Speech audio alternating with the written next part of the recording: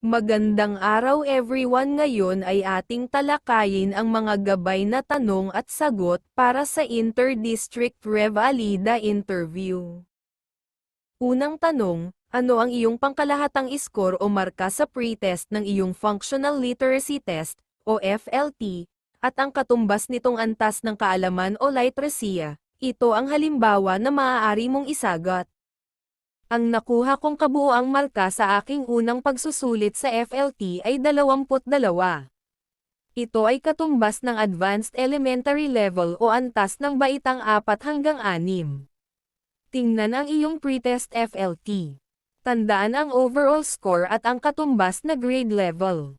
Pangalawang tanong, ano-ano ang mga layunin sa pag-aaral na nakasaad sa iyong Individual Learning Agreement, o ILA?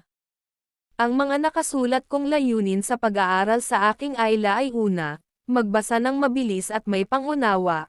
Pangalawa, matutong kuhanin ang sukat ng gilid at lawak ng karaniwang geometrikong hugis. Pangatlo, unawain ang pagkakaiba at kahulugan ng salawikain, tayutay, bagtong, at idioma.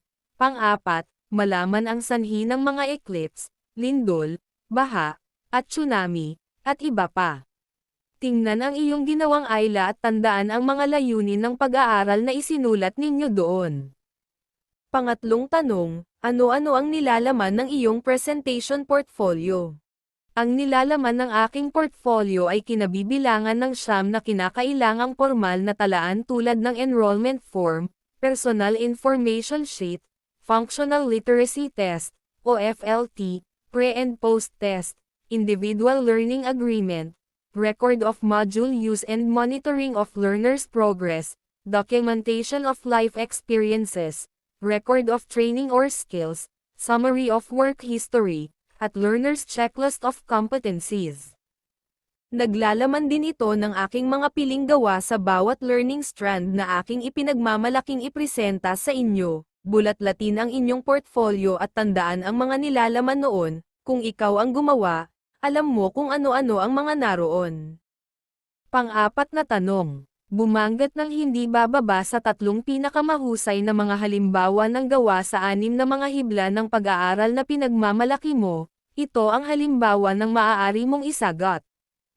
Marami akong natatangi at ipinagmamalaki gawa sa aking portfolio.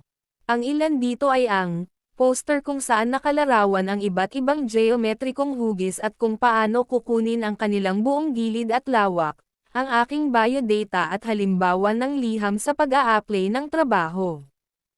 Ang tala at kinalabasan ng aming pagsisiyasat sa kung ano ang epekto ng liwanag ng araw sa mga pananim, polyeto para sa recycle, reuse, reduce, at ginawang basket mula sa kawayan at dahon ng niyog.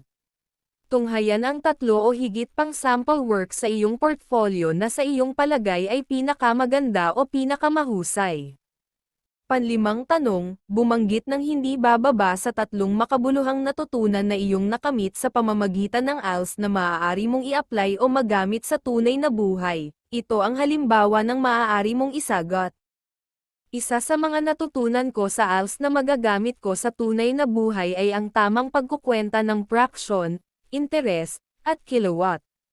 Mahalaga rin ang paggawa ng biodata at liham sa pag-a-apply ng trabaho, gayon din ang tamang pakikiharap at pagsagot sa mga panayam. Natutunan ko rin ang pagbabasa ng tama, mabilis ngunit may pangunawa. Dagdag pa sa mga nabanggit ay ang natutunan ko rin kung paano gumawa ng mga organiko o natural na pataba na magagamit ko sa aking mga tanim na gulay. Alalahanin ang mga natutunan sa ALS na magagamit mo sa tunay na buhay. Tandaan na ang mga sagot ay mga gabay o halimbawa lamang. Kung tutuusin, walang nag-iisang tamang sagot sa mga katanungan dahil ang mga sagot ay nakabase sa nilalaman ng portfolio ng isang ALS completer. Ang pagtatanong ng isang education specialist sa Rev Alida ay tasahin kung ang learner nga ang gumawa ng presentation portfolio at ang mga nilalaman nito. Dagdag pa rito, nais din niyang malaman kung may natutunan ang isang mag-aaral sa kanyang pag-aaral sa ALS. Tinatasa rin ang kakayahang makipagtalastasan ng isang IELTS completer sa Ingles at o Filipino upang malaman kung karapat-dapat nga siyang pagkalooban ng isang katunayan o sertipiko ng pagtatapos, ayon sa antas ng kanyang pinag-aralan. Ang mga tanong ay gabay lamang at maaaring baguhin ng education specialist, ngunit ang mga ito ay may kinalaman lamang sa iyong portfolio at natutunan sa IELTS.